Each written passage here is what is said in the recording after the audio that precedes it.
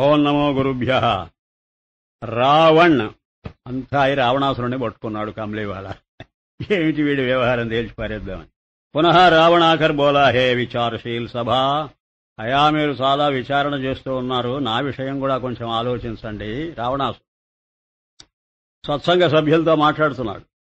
ఏ శరీర రూప్ లంకా దేశ్ హై, వాల్మీకి వ్రాసిన దాని అంతరార్థం చెబుతాను వినండి. అధ్యాత్మ రామాయణం చెబుతాను నేను. ఈ శరీరమే లంక. రజోగుణ అవివేక రూప్ రావణ హై. నేనెవరో తెలుసా? ప్రకృతి గుణాలు 3 ఉన్నాయని చెబుతుంటారు కదా మీరు, సత్వం, రజస్సు, తమస్సు. అందులో రజస్సు నేను స్పెషలైజ్ చేశా. నా సబ్జెక్ట్ రజస్సు. రజోగుణం అంటే ఎప్పుడు యాక్టివ్గా ఉండడం, ఓవర్ యాక్టివ్ కూడా, మామూలు యాక్టివ్ కాదు, ఓవర్. కాయిదే బాహర్ సుఖ దుఃఖ కే అనుభవ రూప భోగ్ విలాసోమే అనురాగ్ తిస్కా రాజ్య హై. నా రాజ్య పరిపాలన ఏమిటో తెలుసా? కాయిదాకే బాహర్. కాయిదా అంటే లా, చట్టం. చట్టరీత్యా నేను పరిపాలించను. చట్టానికి బాహర్ భిన్నంగా సుఖ దుఃఖకే అనుభవ రూప భోగ్, హాయిగా సుఖాలు అనుభవించడమే విలాసోమే. సుఖలాలసున్నాయి, మరి భోగలాలసున్నాయి, బతుకుతూ ఉంటాను. అనురాగ్ తీసుకా రాజ్య హై. శ్రోత్రజ జ్ఞాన్, త్వచ జ్ఞాన్, చాక్షుష జ్ఞాన్, రసన జ్ఞాన్, ఘ్రాణజ జ్ఞాన్, ఇవన్నాయి చూడండి ఇంద్రియ జ్ఞానాలు. అనుమితి జ్ఞాన్, అనుమాన ప్రమాణం. ఘ్రాణం వరకు ప్రత్యక్ష ప్రమాణం, అవి 5. అనుమాన ప్రమాణం ఇదొకటి. శాబ్ది జ్ఞాన్ అంటే శృతి, అది శబ్ద ప్రమాణం. ఉపమితి జ్ఞాన్, ఉపమాన ప్రమాణం. ఇన్నున్నాయి ప్రమాణాలు. అర్ధాపత్తి జ్ఞాన్, గుడే మింగాడు వాడని అన్నారట. గుడి మింగేయా, తలుపులు ఏమయ్యాయన్నారట. ఇప్పుడే గుడే మింగిన వాడికి తలుపులు లెక్కట్రా, అది అర్ధాపత్తి అంటే. తలుపులు అప్పడాలైపోయాయన్నారు. అలాగే తథా అభావ జ్ఞాన్, ఏమీ లేదు అనేటువంటిది కూడా జ్ఞానమేనట. ఇప్పుడు ఇక్కడ మైకు ఉంటే ఉన్నది అనే జ్ఞానం మనకు కలుగుతున్నది. మైకు లేదనుకోండి, మైకు లేదనే జ్ఞానం కలుగుతుంది. దానికే the knowledge of the absence of the mic, the knowledge of the presence of the mic. అంత దూరం వెళ్లారు. అది ఎటండి ఇవి? యహి ఉపాధి భేద సే असम्यक वृत्ति रूप ज्ञान रजोगुण अविवेक रूप रावण के 10 शिर हैं. నా 10 తలకాయలు ఇవి. అంటే ఈ 10 ప్రమాణాలే 10 తలలు. వీటి ద్వారా నేను సంబంధం పెట్టుకొని బతుకుతున్నాను కనుక దేని ద్వారా లోక వ్యవహారం జరుగుతున్నదో అది ప్రమాణం కదా. ఇప్పుడు హెడ్ ఆఫీసు లేకపోతే లోకంతో సంబంధమే ఉందండి మనకు. హెడ్ వల్లనిదే ఉత్తమాంగం అని పేరు దీనికి. శరీరంలో ఉత్తమమైనటువంటి అవయవం ఒక్క శిరస్సు తప్ప మరి ఏం లేదు. శిరస్సు లేకపోతే ఏదీ లేదు. ఎందుకంటే 5 ప్రమాణాలు ఇక్కడే ఉన్నాయి. 6వ ప్రమాణం కూడా ఇక్కడే ఉంది. ఏమిటి 5 చెప్పండి? ప్రత్యక్ష శ్రోత్ర జిహ్వా గ్రహణాలు 5 ఇక్కడే ఉన్నాయి. అది అంత చమత్కారం. ఒకే చోట లొకేట్ చేశాడు. తర్వాత మనస్సు ఎక్కడుంది? లోపలేగా, కాళ్ళలో చేతిలో లేదుగా మనస్సు. కాబట్టి మనస్సు అనుమాన ప్రమాణం. ఈ 5 ఇంద్రియాలు ప్రత్యక్ష ప్రమాణం. వాడు 10 చెప్పినా మిగతా 8 దేనిలోనే కలిసి వస్తాయి. కాబట్టి ఇవి శిరస్సులట. నహితో అస్మదాదికే సమాన్ మనుష్యకే సమ్య జ్ఞాన రూపే కీశీషాయ్. లేకపోతే ఒక్క శిరస్సు చాలు. ఎందుకని? 5 జ్ఞానేంద్రియ, 5 कर्मेंद्रिय, 5 प्राण, 4 अंतःकरण और 1 प्रवृत्ति निवृत्ति रूप क्रिया. यही 20 భుజా హై. 20 చేతులంటే అర్థమట. ఇటు అటు, ఇటు అటు. ఇవన్నీ ప్రాణేంద్రియాలు, మరి కర్మేంద్రియాలు, అంతఃకరణ చతుష్టయం, ప్రవృత్తి నివృత్తి రూపమైన క్రియలు, ఇవన్నీ 20.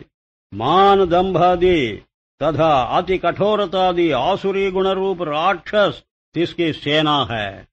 असुर संपदांथा ना सेने రాక్షస సైన్యం. తమోగుణ రూపు కుంభకర్ణ, మావాడున్నాడు, మా యంగర్ బ్రదర్, వాడు కుంభకర్ణుడు. వాడున్నాడే తమోగుణం, దానికి వాడు ప్రతినిధి. ఔర్ సత్వగుణ రూపు విభీషణ్, యంగెస్ట్ ఫెలో, వాడు సత్వగుణం. గుణాలే నేను అప్పుడప్పుడు చెబుతూ వచ్చాను చూడండి. కమలీవాలాలో కనిపిస్తున్నాయి. सत्वगुण रूप विभीषण जिसका भाई है, तो रजोगुण विवेक रूप रावण विवेक रूप राम की ब्रह्म विद्या रूप सीता हरण करता है. ఈ రావణాసురుడు ఏం చేశాడు? వీడు యాక్టివ్ ఫెలో కదా, అందువల్ల సీతాపహరణం చేశాడు. ఆ సీత ఎవరో కాదు, బ్రహ్మ విద్య, ఆత్మారాముడికి తాలూకు విద్య అది. ఆ విద్యను వీడు అపహరించాడు. ఇది రజోగుణంతో పట్టుకున్నాడు విద్యను. అది ప్రమాదం. శుద్ధ సత్వంతో పట్టుకోవాలి, అప్పుడు వాడికి ఫలితం ఇస్తుంది. తో వివేక రూపు రామ్ ఆయన ఏం చేశాడు? అమానిత్వాది తథా అతి కృపాలుతాది దైవీ గుణ రూపు బందరోకి దైవ సంపద అనే వానర సైన్యాన్ని వెంటబెట్టుకుని సేనా సహిత్ తథా సత్ త్వం తత్ త్వం పద కా జో లక్ష్యార్థ బ్రహ్మాత్మ ఏకత్వ స్వరూప్ హై. బ్రహ్మాత్మానుభవం అనేటువంటిది ఏదైతే ఉందో किसी में है मन की वृत्ति, जिसकी 30 లక్ష్మణ సహిత్ ఆ మనోవృత్తి లక్ష్మణుడు ఆ బ్రహ్మాకార వృత్తిని పట్టుకునేటువంటి, అంటే ఈయన పక్కనే ఉంటాడుగా వాడు ఎప్పుడు. నామ నవీన అపరోక్ష జ్ఞాన సంయుక్త సంసార రూపు సముద్రమే. ఈ సంసారం అనే సముద్రం అది దాటి వచ్చారు. విచార రూపు సేతు బాంధకే, ఆత్మవిచారం అనేటువంటి సేతువు కట్టి ఆ వివేక రూప రావణ్కి రాజధాని అదేమిటది? లంక. అంతఃకరణ రూపీ లంకామే. అంతఃకరణమే రాజధాని. అక్కడే కదా వాడు పరిపాలించడం. రజోగుణం ఎక్కడుంది? మన మనసులోగాక. ప్రాప్త సత్వగుణ రూప విభీషణ్కి సహాయతాసే, ఈ సత్వగుణం పోయి ఆశ్రయించింది పరమాత్మను.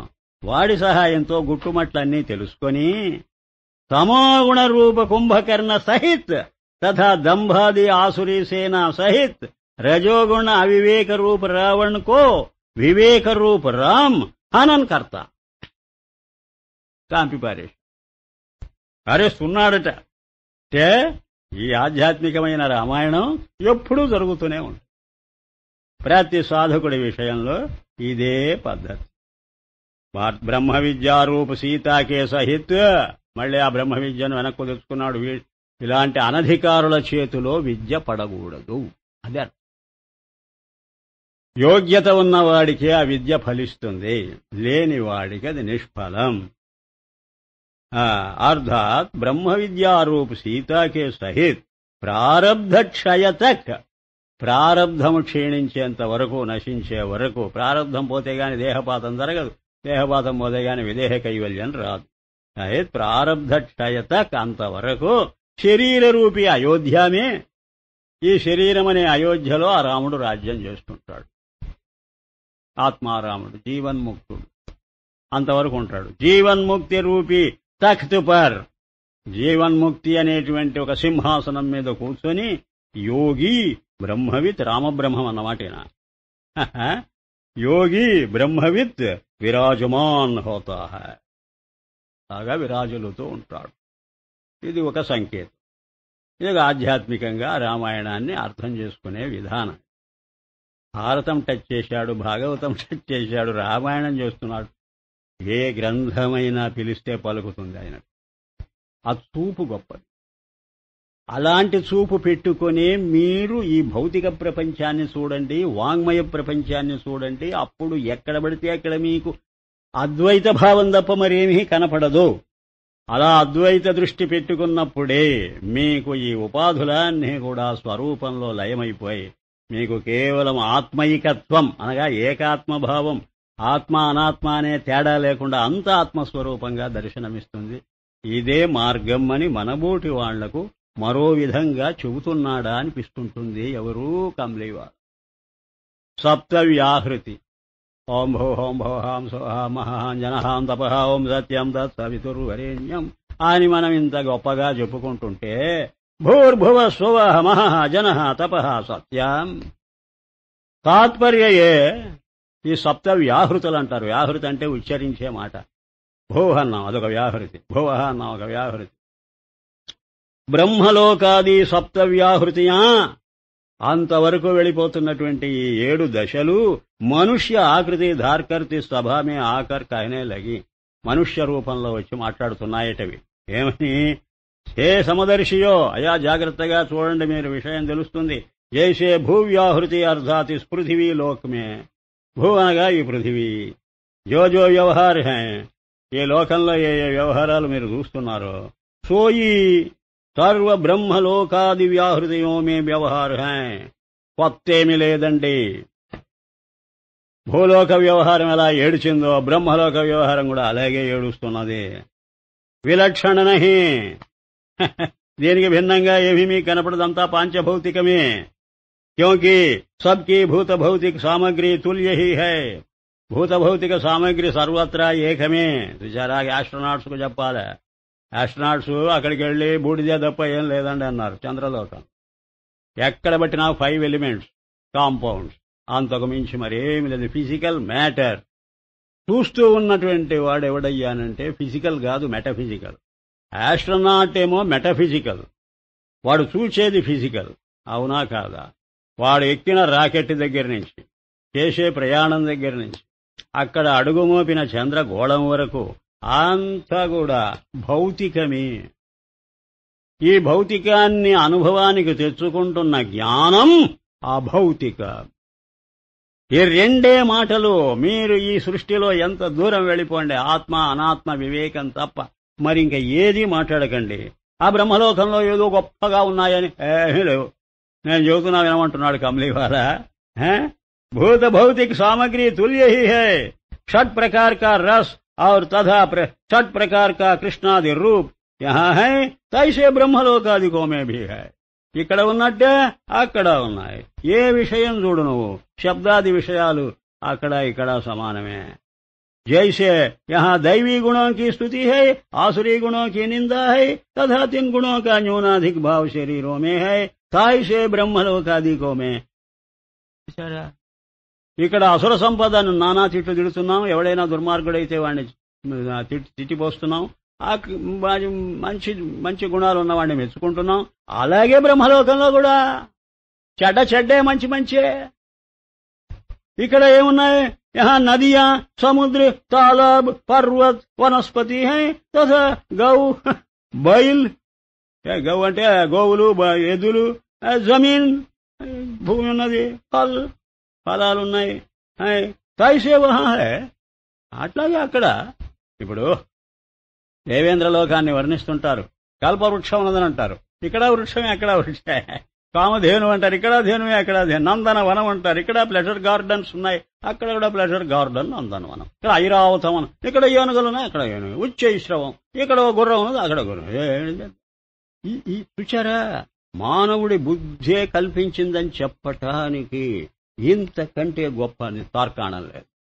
బుద్ధి అంతకంటే అతీతంగా ఊహించలేదు, ఫస్టే ఊహించలేదు.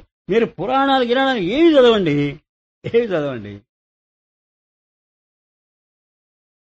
వస్తు వాహనాలు గాని, మానవ జాతి గాని, వారి మనోభావాలు గాని, వారి మాటలు గాని, వారి చేష్టలు గాని, అందులో మంచి చెడ్డలు గాని, వారి సుఖ దుఃఖాది అనుభవాలు గాని, అంతా ఒకటి. రామాయణమంతాది కథది, భారతంలో కథంతా కొట్టుకు సావడమేగా. యుద్ధాలు, శాంతి, ఏదంతా జూదాలాడాలు, ఒకరినొకరు పరాభవించడాలు, కష్టాల పాలైపోవడాలు. ఏమిటిదంతా? మానవుడి బుద్ధి అండి, దాన్ని దాటిపోలేదండి. 99 అనాత్మ అని చెప్పడంలో ఇదే ఉద్దేశం. అనాత్మ అంతా ఒకే జాతి, అది ఏ లోకమైతేనేమట, దానికి సాక్షిగా ఉన్నది ఒకే ఒకటి. అది బ్రహ్మదేవుడి దగ్గరున్నదే వాడి జ్ఞానమే, దేవేంద్రుడి దగ్గర ఉన్న జ్ఞానమే, మహర్షుల దగ్గర ఉన్నది, నీ దగ్గర నా దగ్గర ఉన్నా కూడా జ్ఞానమేనా మరేదైనానా? జ్ఞానంలో తేడా ఎక్కడున్నది? జ్ఞానంలో తేడా ఎక్కడుందేనంటే అది జ్ఞానంలోది కాదు, జ్ఞానానికి చేరినటువంటి సామగ్రిలో తేడా. ఆ సామగ్రితో కలిపి పట్టుకున్న జ్ఞానాన్ని తేడాగా చూస్తున్నాం. అంతే వస్తుంది, అది కూడా వస్తుంది. చాలా జాగ్రత్తగా రాస్తూ పోతారాయన. यहाँ स्त्री पुरुष का व्यवहार होता है. చూచారా, ఇక్కడ స్త్రీ పురుష వ్యవహారం ఎలా ఏడ్చిందో, తథా నాక్ కానాది అవయవ వ్యవహారమేగాక నాక్ అంటే ముక్కు, కాన్ అంటే చెవి, నాక్ కానాది అవయవ్ స్త్రీ పురుషోं के जिन जिन स्थानों में శోభా దేతే హై, ఎక్కడెక్కడ ఉంటే అవి మనకు రాణిస్తాయో ఆ శరీరంలో, అన్యథా అశోభా హై, ఒక అవయవం మరొక దాని స్థానంలో ఉంటే ఎంత అసహ్యంగా ఉంటుందో, తైసే హి బ్రహ్మలోకాదికోమే భీ హై. ఏది ఏ మహర్షి ఏ పురాణంలో కన్ను తీసుకుపోయి కాల్లో పెట్టి, చెవి తీసుకుపోయి నెత్తిన పెట్టి, ఏంటంటే ముక్కు తీసుకోపోయి ఏదో నడుముకు చుట్టి ఎక్కడ చెప్పాడండి మీకు? వీడి ఊహేమిటండి? ఎంత మహర్షి అయితే మాత్రం సాధన హై తైసే వహా హై, జైసే యహా పంచభూత పృథివీ ఆది హై తైసే వహా హై. ఇక్కడ పంచభూతాలుంటే అక్కడ అవే. ఇది ఎంత బ్రహ్మాండంగా సైంటిస్టులు ఎంత హాయిగా అప్రిషియేట్ చేయగలరో తెలుసా ఇలాంటి రచన. అభూత కల్పనలు చేస్తే సైంటిస్ట్ ఒప్పుకోడు, కానీ ఇలాగా చక్కగా ఉన్న విషయాన్ని విడమర్చి చెబుతూ ఉంటే బ్రహ్మాండంగా ఆ రోజులలో జైసే యహా రాజాకి అధీనత తథా కాయిదా ధర్మ హై. ఇప్పుడు రాజుగారు పరిపాలన చేస్తుంటే శాసనరీత్యా ఇలాగా ఆయన దుష్ట శిక్షణ శిష్టరక్షణ చేస్తాడో, కాయిదా అంటే శాసనం అని, లా తాయిసే వహా హై. అక్కడ అంతే, దేవేంద్రుడు అందరినీ శిక్షించడు. యహా మనాదికో కా సాక్షి అంతర్యామి సర్వవేదో మే దేహి ఏక్ ఆత్మా హై తైసే బ్రహ్మలోకాది వ్యాహృతి మే వ్యాహృతి యో మే భీ హై. क्योंकि అప్రాప్త వస్తువుకి ప్రాప్తి వాస్తే ఇచ్ఛా హోతీ హై. నీకింతవరకు లేనటువంటి దాన్ని పొందాలనే ఎప్పుడూ కోరిక ఉంటుంటుంది. తో పూర్వోక్త ప్రకార సే యహా వహా భేద నహి. అలాగే ఇక్కడ కూడా మన కోరికలు తీరకపోతే కన్నా సాగు చూస్తుంటాం, వాటి కోసం ప్రయత్నాలు చేయలేక. అక్కడ అంతే ఎవడు కూడా పూర్ణకాముడు లేడు, గడిచి బతికినవాడు లేడు, ఇది చాలు అని తృప్తిపడ్డవాడు ఎవడున్నాడు? ఏ లోకంలో లేడు. జో ఏ మిథ్యా హైతో. ఆఖరి మాట చెప్పమంటారా?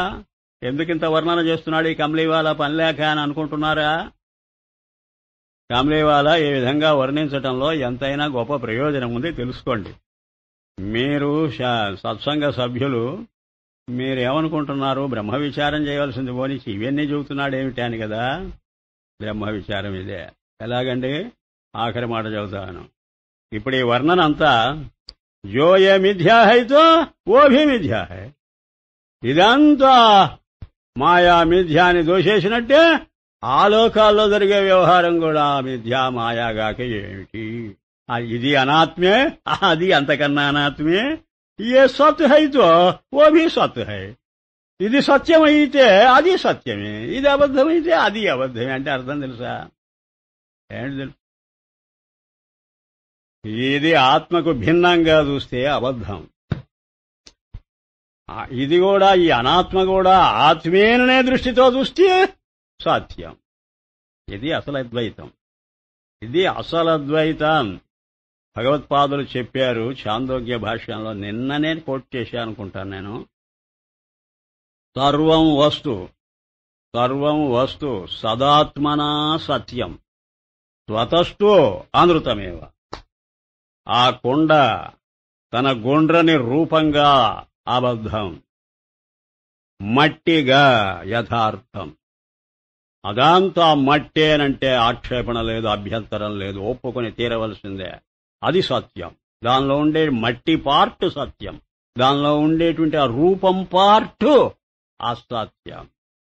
అంటే నామరూపాలు అసత్యమని తేలిపోయింది, సత్చిత్తులే సత్యమని అది తేలిపోయింది. ఇక్కడ ఈ ప్రపంచమంతా సచ్చిదాత్మకంగా సత్యమైనప్పుడు బ్రహ్మలోకం కూడా సచ్చిదాత్మకంగా సత్యం. నామరూపాత్మకంగా ఇది ఎలా అబద్ధమో అది అలాగే అబద్ధం. అక్కడ బ్రహ్మదేవుడు అబద్ధమే, వాడికి 4 తలకాయలు ఉండడం అబద్ధమే, ఆ పద్మాసనం మీద కూర్చోవడం అబద్ధమే, ఆ సరస్వతి పక్కన కూర్చొని వీణ వాయిస్తూ ఉండడం అబద్ధమే. నామరూపాత్మకం బాబు. ఇక్కడ కూడా ఒక బ్రహ్మదేవుడు రాజ్యం చేస్తుంటే ఒక సరస్వతి పక్కన కూర్చొని వీణ వాయించడంలో అభ్యంతరమేముంది? ఇది వీడి కల్పన. ఈ భూలోకంలోనూ కల్పిస్తున్నాడు, బ్రహ్మలోకాన్ని కూడా వీడే కల్పించుకున్నాడు ఈ వేదవ్యాసుడు. బ్రెయిన్ అది. పురాణాలన్నీ ఆయన మేధాశక్తి కాదు. మరి ఏది బుద్ధిబలంతో ఊహిస్తున్నామో అది అబద్ధమని మేము ముందే స్టాంప్ వేశాంగా. మరి వేదవ్యాసుడు అబద్ధం నుంచి అబద్ధం అని తెలుసుకోవడం కోసం అబద్ధం చెప్పాడు. అది విన్నావు? ఇప్పుడు అదిగా కమలివాల వ్యాఖ్యానం చూడు. ఏ మిథ్యా హై తో ఓ భీ మిథ్యా హై, ఏ సత్ హై తో ఓ భీ సత్ హై. అది వేదవ్యాసుడి హృదయం.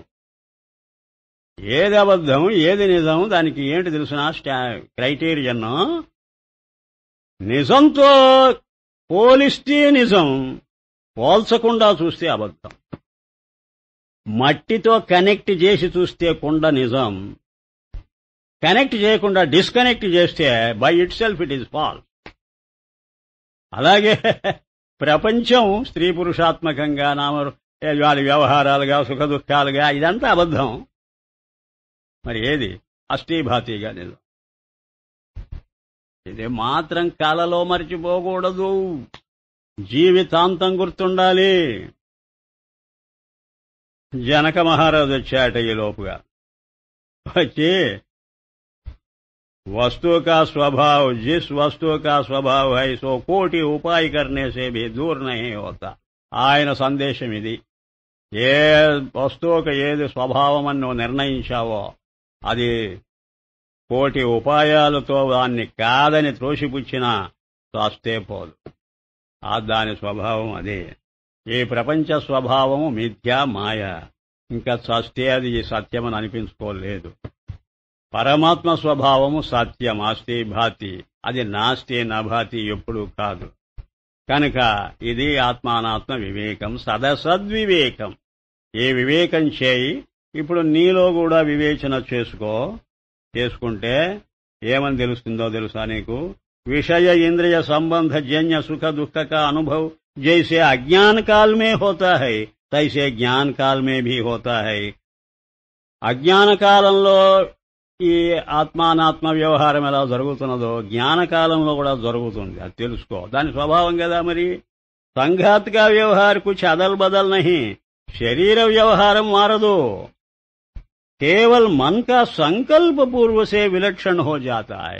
ఆ మనస్సు మారాలి నీకు. మనస్సు మారితే అదే నామరూపాల వైపు మొగ్గు చూపిందో అబద్ధమే, సచ్చిత్తుల వైపు మొగ్గు చూపిందో అంతా నిబద్ధమే. ఆ మనస్సుకు జవాబు చెప్పుకోండి, ధన్యులైపోండి.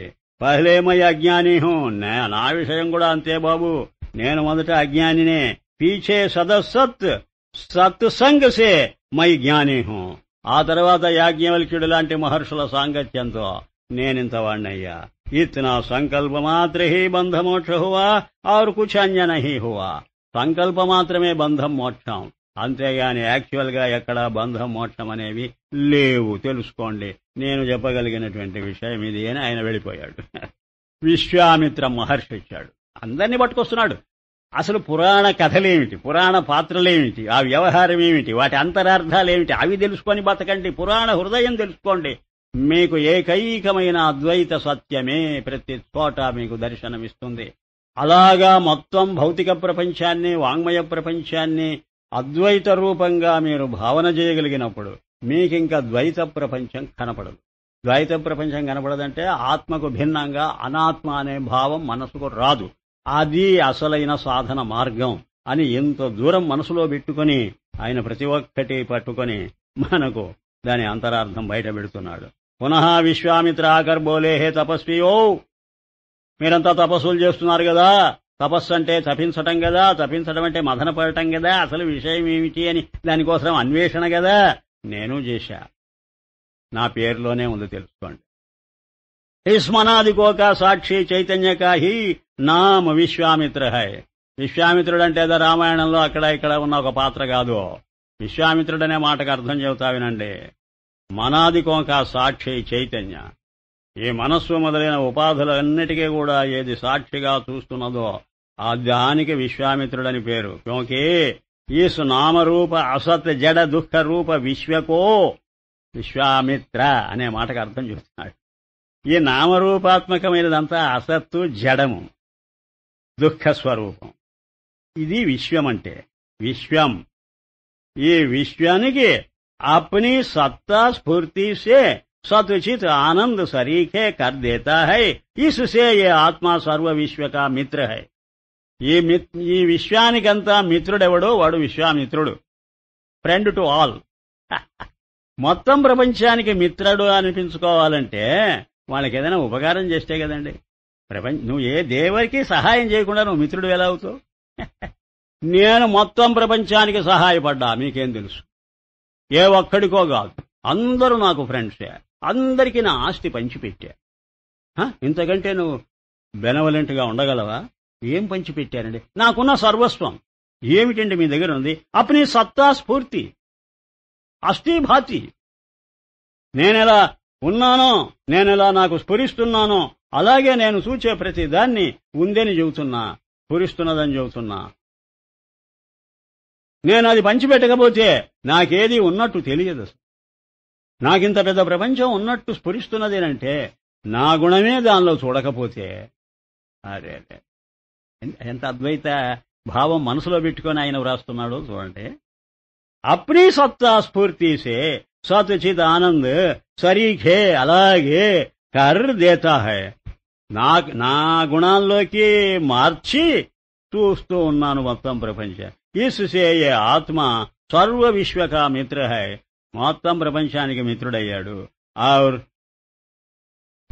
విశ్వామిత్ర అనే మాటకు పండితులు మళ్లీ ఆక్షేపణ చేయకుండా మిత్రేచర్షౌ అని ఒక సూత్రం ఉందండి. పాణిని అష్టాధ్యాయిలో ఒక సూత్రమే వ్రాశాడు ఆ మహర్షి. విశ్వామిత్ర అనే శబ్దానికి అర్థం చెబుతూ మిత్రేచ ఋషౌ, మిత్ర అనేటువంటి మాట పక్కన వచ్చినప్పుడు ఋషి అనే అర్థమే నీకు కావాల్సి వస్తే ఇంకొక అర్థం చెప్పకూడదట. ఆ అర్థమే చెప్పేలాగా అయితే దీర్ఘం వస్తుంది అన్నాడు ఆయన. విశ్వామిత్రుడు అనవలసింది బోనిచ్చి విశ్వామిత్రుడు అన్నారు. విశ్వామిత్ర అనే పేరుందో తెలుసా? ఒక హిందీ లెక్చరర్ ఉండేవాడు, అతని పేరు విశ్వామిత్ర. అతను విజయవాడవాడు, చనిపోయాడు పాపం. చాలా మంచి వ్యక్తి. నేను కాళిదాసు మీద 2.5 గంట మాట్లాడా ఒకనొక రోజు. మహా ఆవేశంతో 2.5 గంట పీజీ సెంటర్లో మాట్లాడా. పెద్ద లెక్చరర్స్, ప్రొఫెసర్స్ అందరూ వచ్చి కూర్చున్నారు. అప్పుడు ఇతను వచ్చాడు. ఇతను వచ్చి కూర్చొని 2వ రోజు నాతో అన్నాడు, ఇది చాలండి, ఇక కాళిదాసును 16 కళలతో లోకానికి ప్రదర్శించారండి. చాలా అద్భుతంగా ఉందండి. మీ దగ్గర కొన్ని విషయాలు తెలుసుకోవాలండి అని అన్నాడు. 4 రోజుల్లో వార్త విన్నాను, పోయాడని. అతని పేరు విశ్వామిత్ర. అతను గుర్తొస్తున్నాడు విశ్వామిత్రుడి గురించి మాట్లాడుకుంటూ. విశ్వామిత్రుడా? విశ్వామిత్రుడా? విశ్వామిత్రుడంటే ప్రమాదం ఏమిటో తెలుసా? విశ్వానికి అమిత్రుడు అని అర్థం వస్తుంది. అమిత్రుడంటే శత్రువు. ఇప్పుడు కాళీకమ్లీవాలాలో గొప్పతనం ఏమిటంటే 2 సరిపోతాయన్నాడు. 2 అర్థాలు చెప్పుకోండి.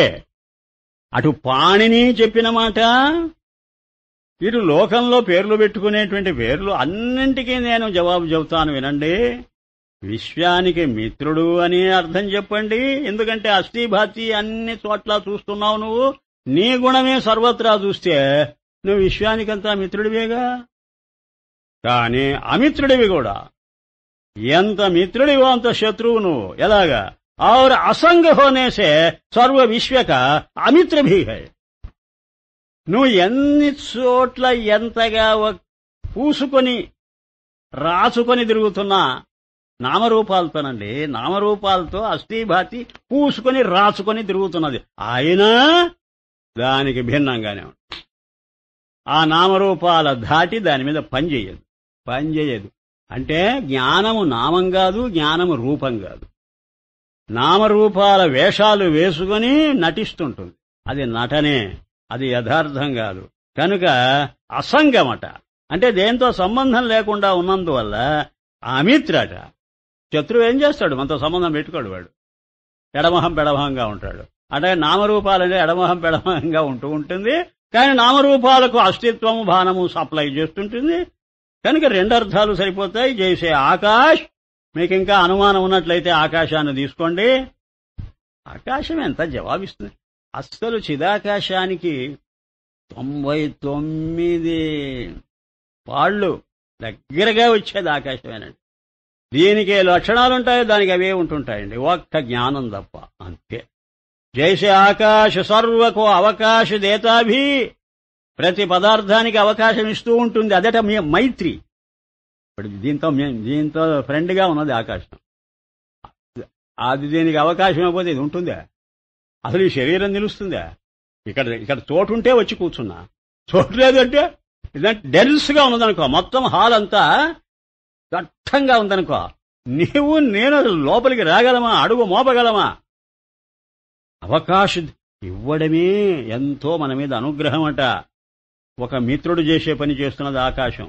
అవకాశ దేతాభి సర్వ సృష్టికే వ్యవహారికే గుణ దోషాంశే అసంగ. అది మైక్ అనిపించుకోదు. ఇక్కడ తెల్లగా ఉంది, ఇక్కడ నల్లగా ఉన్నది మైకు. ఆకాశం దేని దగ్గరే ఉన్నది. ఆకాశంలో ఆ తెలుపు నలుపు పడదు, గట్టిగా సోకుతుంది. ఆ గట్టితనం ఆకాశంలో లేదు. ఏది ఆకాశం. ఇది ఒక రూపం. ఏది ఆ రూపం? ఈ రూపంతో లావాదేవీ పెట్టుకుని రూపం తాను కాకుండా దాంతో మెలుగుతున్నది అంటే ఎంత గొప్ప విషయం. అసలు దీని మీద విచారణ చేస్తుంటేనే మతిపోతుంది మనం. సరిగ్గా తులసీదాసు రామాయణం గుర్తొస్తున్నది. ఏమయ్యా నువ్వు ఈ రాక్షసుల మధ్య ఎలా బతుకుతున్నావయ్యా అని అడిగాడు హనుమంతుడు విభీషణుణ్ణి. ఇది తులసీదాసు కల్పన, వాల్మీకి రామాయణంలో లేదు. లంకలో విభీషణుడి ఇంటికి వెళ్లి విభీషణ్ణి పలకరించాడంటే అది తులసీదాసు మహానుభావుడైన మహాభక్తుడు గనుక భక్తులందరినీ కలపాలని ఆయన ప్రయత్నం. ఎక్కడెక్కడ భక్తులు ఉన్నారో అందరిని దగ్గరికి తీసుకొస్తుంటాడు. హనుమంతుడు విభీషణుడి ఇంటికి వెళ్ళాడా? వెళ్ళలే. వెళ్ళినట్టు ఈయన అన్నాగం. నువ్వు ఎలా బతుకుతున్నావయ్యా? నువ్వు రామభక్తుడి, నేను రామభక్తుడిని. రామభక్తుడిని కాబట్టి అడుగుతున్నాను. ఈ మాత్రం తెలియదా హనుమంతుడా అన్నాడు. 32 పండ్ల మధ్యలోనే నాలుక ఉన్నది. తులసీదాసు ఆ ఉపమానం కాళిదాసు పనికిరాడా అనిపించింది నాకు. అసలు కాళిదాసు ఉపమానాలంకారాలలో మంచి ఎక్స్పర్ట్. ఒక్క మాటలో బట్టి పారేశాడు తులసీదాసు. పండ్ల మధ్యనే ఉన్నది నాలుక, వాటి కింద పడకుండా తప్పించు. ఎప్పుడైనా పడ్డదో అప్పు చచ్చినంత పని అవుతుంది. మళ్లీ నెమ్మదిగా వాటితోనే లావాదేవీ పెట్టుకుని అప్పుడప్పుడు తిడుతూనే ఉంటాడు రావణాసురుడు. కుంభకర్ణుడు మందలిస్తూనే ఉంటాడు. ప్రహస్తుడు ఎవరెవరో ఉన్నారండి. ఇంద్రజిత్తు అయితే నీకు చిన్నాయనా నీకు అసలు బుద్ధి పనిచేయటం లేదన్నాడు. అవిపక్వ బుద్ధివి నువ్వు, నీకు ఇంకా మెచ్యూరిటీ రాలేదు. ఇంతగా ఆడిపోస్తున్నా లెక్క చేయకుండా వాళ్లతో పాటే ఉంటూ చివరకు భరించలేక గుడ్ బై చెప్పి వెళ్ళిపోయాడు. అంతవరకు అంటే మోక్షం వచ్చే వరకు అని అర్థం చేసుకోవాలి. అప్పుడు ఈ ఉపాధి లేదు. అప్పుడు వెళ్ళిపోయాడు విభీషణుడు. అంతవరకు ఉండక తప్పదు కదా అన్నాడు. అంటే నాలిక మృదు స్వభావం ఉన్నది, పండ్లు కఠిన స్వభావమైనవి. ఆ స్వభావంలోనే తేడా ఉన్నది. కానీ రెండూ కలిసి పనిచేయాలి, ఒకే చోట ఉండాలి. దాని మీద ఎంత భావన చేస్తే అంత బంగారంగా కనిపించింది నాకు అది. సరే, దాని మధ్యలోనే ఉంటూ దాని లక్షణం లేకపోవడం ఆకాశానికి ఉన్నది. ఇప్పుడు చూడండి, మన జ్ఞానం కూడా బాగా వినం. ఇది సాధన. ఇప్పుడు ధ్యానంలో పడిపోవచ్చు ఒక క్షణంలో. మనం పుట్టినప్పటి నుంచి రేపు చచ్చే వరకు నీవు జ్ఞానంతోనే సంబంధం పెట్టుకున్నావా? నీ జ్ఞానం ద్వారానే ప్రపంచంతో సంబంధం పెట్టుకున్నావా?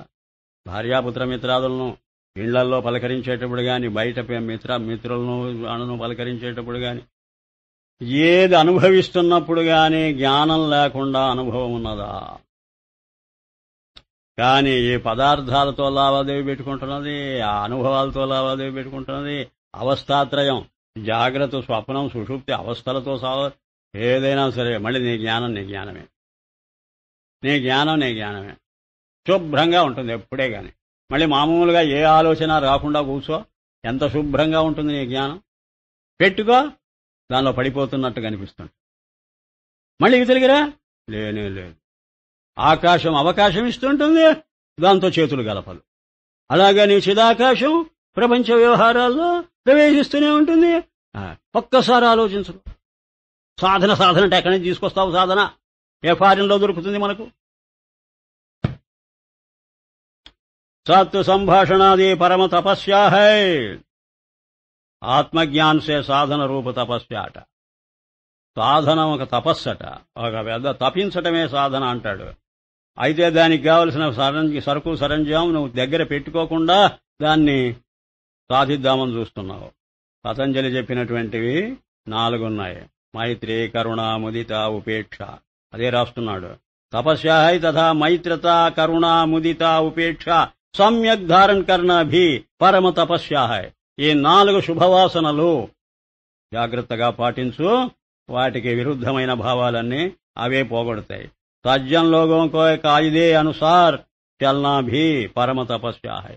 పెద్దలందరూ ఏ మార్గంలో వెళ్ళిపోయారో ఆ మార్గం తప్పకుండా నీ జీవితం సాగిపోతే అన్నిటికంటే గొప్ప తపస్య. తథా యథాలాభ్ సదా సుఖీ రహనా. నీకు ఏది ప్రాప్తిస్తే దాంతో తృప్తి పడితే అది ఇంకా గొప్ప తపస్సు. రాగద్వేష నకర్ణ.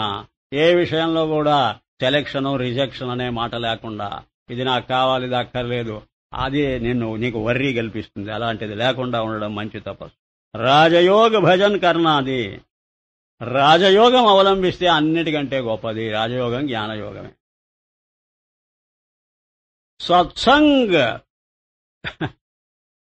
ब्रह्मनिष्ठ महात्मा का सम्यक सत्संग सात्विक सर्व से अधिक तप है.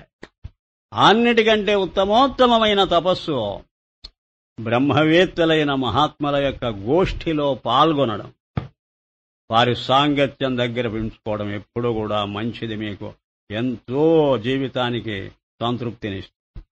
సర్వ తపస్యాకా ఫల్. ఈ మొత్తం తపస్సుకంతా ఫలితం ఏమిటో తెలుసా? చిత్తకి ఏకాగ్రత హై. మనస్సు ఎప్పుడూ నిశ్చలంగా నిర్మలంగా ఏకాగ్రంగా ఉండడమే దాని ఫలితం. చిత్తకి ఏకాగ్రత సే సర్వ చిత్తాదికో మే అనుగత్ సచ్చిదానంద మనాదికో కే సాక్షి నిజాత్మ స్వరూప్ కా స్వయం ప్రకాశ రూపతా కర్కే అనుభవ హోతా హై. ఇంకా మేమేం చెప్పక్కర్లేదు. ఆ మనస్సును నిర్మలంగా ఏకాగ్రంగా పెట్టుకుని చూడు, నీకే తెలుస్తుంది. తప్పకుండా ఆత్మసాక్షాత్కారం అయి తీరుతుంది. మేము గ్యారంటీ ఇస్తాం. ఆత్మసాక్షాత్కారం అంటే అర్థం ఏమిటి? సర్వత్రా సామాన్యమే దర్శనమిస్తుంటుంది. అష్టీభాతి రూపంగానే నామరూపాలన్నీ మారి కనిపిస్తాయి. నీకు నామరూపాలన్నీ అష్టీభాతి అనే స్వభావంలోనే నీకు దర్శనమిస్తాయి. ఏ సంతో ఇంకా మనకుండే జిడ్డంతా బ్రహ్మాండంగా కడిగి పారేస్తున్నారు. కడిగించుకోవడానికి మనం రెడీగా ఉండాలి. పురాణాలు, ఇతిహాసాలలో కథల ద్వారా ఎన్నో మనకు బోధలు జరిగాయి. అదంతా కూడా ఫలశ్రుతి కిందికి వస్తుంది. ఫలశ్రుతి అంటే నీకు ప్రరోచనం అని అంటారు దాన్ని. నీకు ఏదో కాకే పెట్టా కథలు చెప్పి ఈ పని చేయి ఇంత గొప్ప ఫలితం, ఆ పని చేయి అంత గొప్ప ఫలితం అని చెప్పడం, అది నిన్ను లోభ పెట్టడం, అది యథార్థం కాదు. కానీ యథార్థాన్ని పట్టుకోవడానికి ఇది ఒక రకంగా నీకు హెల్ప్ చేస్తుంది. అంతేగాని అదే సర్వస్వమని దానిలో పడిపోవద్దు అని వార్నింగ్ ఇస్తూ ఒక మాట చెబుతున్నాడు. వినండి. ఇదిగో, गंगा के एक बूंद के पान करने से गंगा यमुनादि तीर्थों के स्नान तथा दर्शन से, बेल भक्षण करने से काशी मधुरादि पुरियों में 3 दिन वह 1 दिन भी निवास करने से. ఫలశ్రుతి.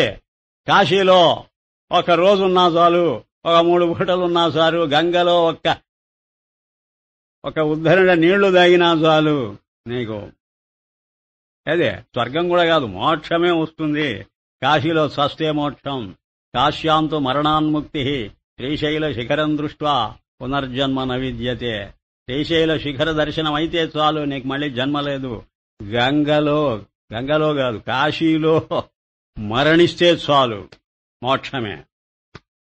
మోక్షం కావాల్సిన వాళ్ళు కాశీ పోవడం, కొన్నాళ్ళు ఉండడం, సచ్చే ముందు, అప్పుడే కాదు, సచ్చే ముందు ఆలోచించుకొని పోయి అక్కడ పడుండి అక్కడే పోతే పీడా పోతుంది. ఇప్పటికీ ఉన్నది 190 మందికి ఉన్నది ఇది. అందుకనే కాశీకి పోవాల్సిన అవసరం. అందుకే కాశీకి పోయినా కాటికి పోయినా ఒకటేననే మాట అందుకే వచ్చింది. కాశీకి పోయినా కాటికి పోయినాడే కాశీలో దస్తేనని, అది అర్థం.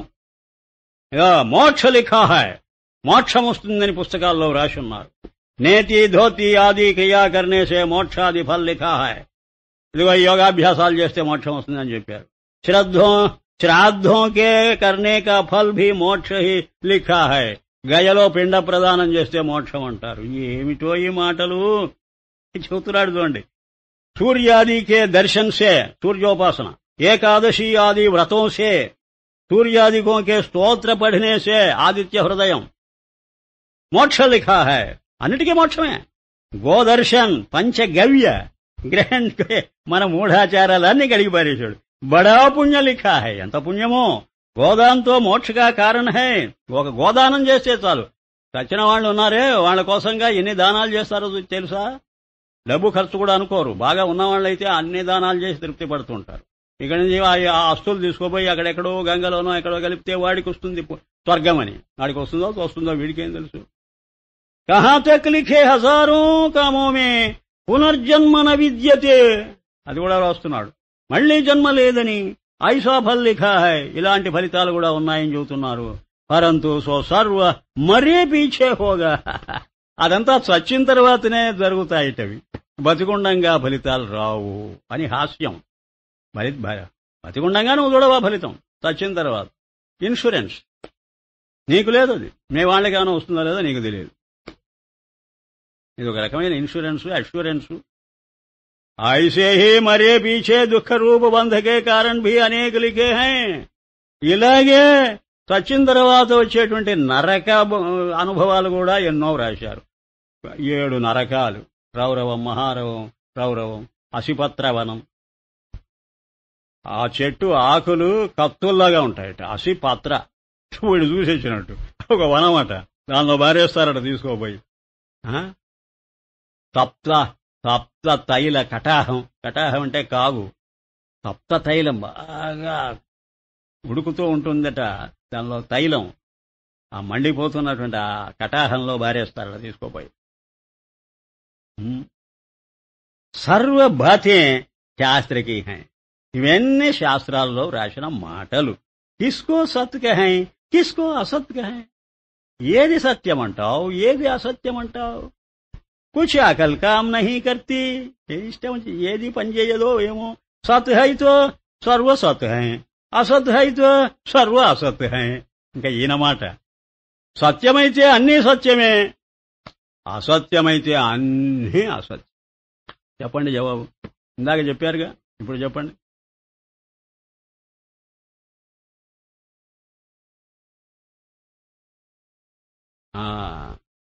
కరెక్ట్.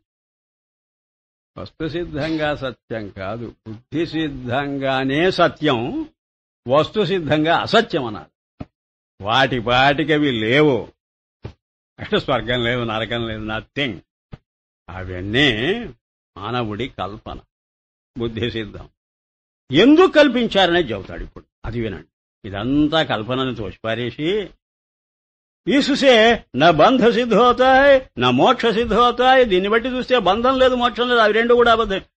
గౌడపాదాచార్యులు చెప్పారు కదండి. నా నిరోధో నా చోత్పత్తిర్ నబద్ధో నచ సాధకో నా ముముక్షుర్ నా వైముక్త. అద్భుతం అండి. లేదు, బంధం లేదు, మోక్షం లేదు అంటుంటే అంటే ఏంటి అర్థం? ఒకే ఒక పదార్థం ఉన్నప్పుడు ఇన్ని భావాలు ఎక్కడి నుంచి వచ్చాయి? అది రహస్యం.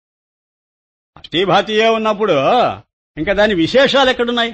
బంధం మోక్షం విశేషం కాదు, సృష్టి ప్రళయం విశేషం కాదు. నువ్వు ఏ మాట చెప్పినా అది విశేషమవునా? విశేషాలన్నీ సామాన్యమేగా. సామాన్యమే ఉన్నప్పుడు ఇంకా విశేషాలకు అవకాశం ఎక్కడిదయ్యా? మోక్ష శాస్త్రతో శుభకామో మే ప్రవృత్తి బోధక హై और బంధ బోధక్ శాస్త్ర అశుభ కామం సే నివృత్తి బోధక. ఇది ఎటంటి రహస్యం. మోక్ష శాస్త్రం ఎందుకున్నదేనంటే మోక్షం బంధం కూడా అబద్ధమేనని చెప్పి, అయితే ఆ శాస్త్రం ఎందుకుందట? శుభకామోమే ప్రవృత్తి బోధక హై. మంచి పనులు చేసుకుని మీ దుంపలుగా చిత్తశుద్ధి సంపాదించండిరా. ఆ తర్వాత ఏకాగ్రమైనటువంటి మనస్సులో సత్వగుణం బాగా శుద్ధి అయి ఆత్మజ్ఞాన బీజాలు అంకురిస్తాయి. తద్వారా శ్రవణ మనన నిధిధ్యాసనలు చేసి తరిస్తారు మీ దుంపలు తెలుసా. ముందు వర్చువస్ లైఫ్ లీడ్ చేయండి. అందుకోసంగా చెప్పారట ఈ కథలన్నీ. బంధబోధక శాస్త్ర మరి అది నువ్వు చచ్చిన తర్వాత నరకానికి పోతావు గుడ్డు కూసు అని చెప్పేటువంటివన్నీ అశుభ పాప కామోసే నివృత్తి బోధకాయ.